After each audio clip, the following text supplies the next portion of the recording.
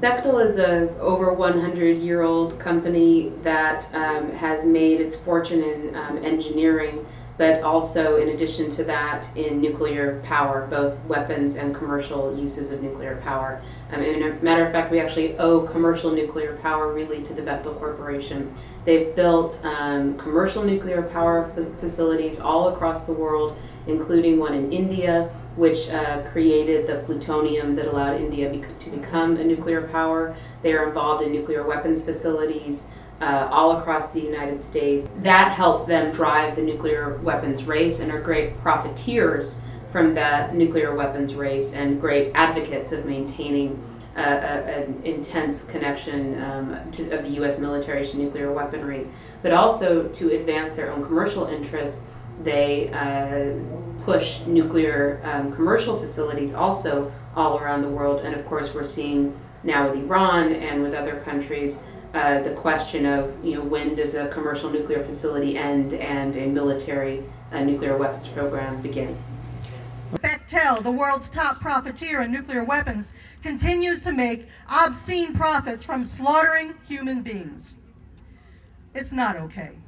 It's not okay for us to trade our humanity for security. It's not okay for Bush to tell us he's working for peace in the Middle East by sending more bombs to Israel. And it's not okay for Bettis to dump their nuclear crap into the groundwater where I live.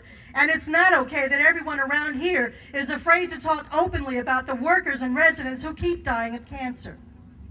Nuclear power is no answer for energy. That it is an incredibly destructive form of energy. You have to do something with the waste. Right now, Bechtel manages the Yucca Mountain Storage Facility, which is on traditional Western Shoshone land, which is incredibly hazardous to that community, but also transporting it to that community. The generation of nuclear energy creates waste just in the process of generating it, and it actually creates incredible environmental hazards and hazards, of course, for those who live anywhere near the nuclear facilities. Not to mention, in a time of increased terrorist risk, nuclear facilities are an extreme hazard to anyone who lives anywhere in and around them. But they're just making a buck, and it doesn't matter who's paying for it, right?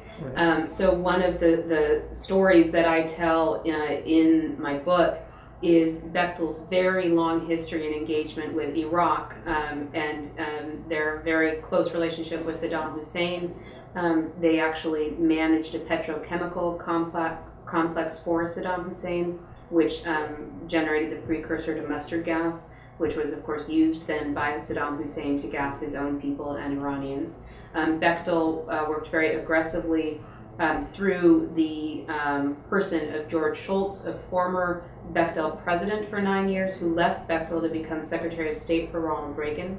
As Ronald Reagan's Secretary of State, he had direct negotiations with Saddam Hussein and other Iraqi leaders in trying to negotiate a Bechtel oil pipeline that would be built to get oil out of Iraq through the port of Aqaba, Jordan, and of course in their minds then marketed by U.S. oil companies. Bechtel, there's a very famous picture of Donald Rumsfeld shaking hands with Saddam Hussein. That was when Donald Rumsfeld was Ronald Reagan's special envoy to Iraq. One of the things that Rumsfeld was doing in that meeting was pushing for this Bechtel pipeline. But Bechtel participated in a group called the U.S.-Iraq Business Forum, which lobbied aggressively and heavily for increased U.S. economic ties with Saddam Hussein.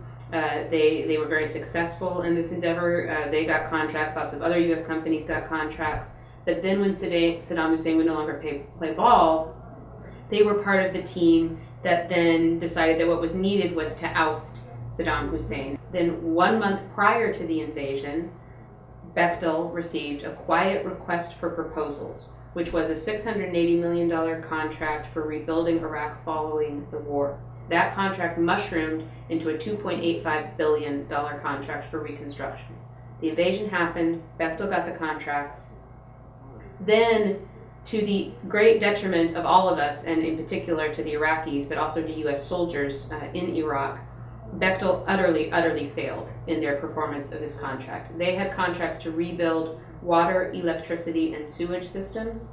and they utterly failed to rebuild these systems. It's now been more than 3.5 years later, and only just now have they just barely gotten those systems back to pre-war level. The Iraqis, after the 1991 invasion of Iraq, rebuilt all of those systems in 3 months' time.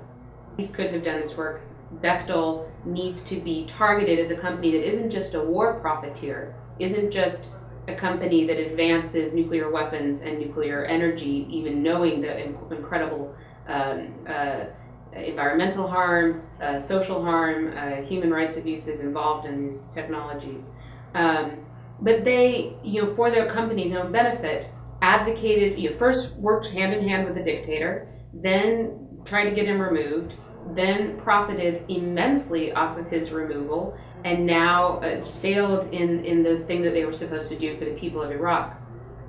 So for all of these and many other reasons, these actions are targeting Bechtel and Bechtel's management of the Bettis facility here in Pittsburgh to essentially play the role that the U.S. government should be playing, which is as the regulator of this company. Because the U.S. government isn't doing it, we're going to do it, and we're going to hold them accountable for their actions and regulate them so they can't keep spreading their abuse around the world. No,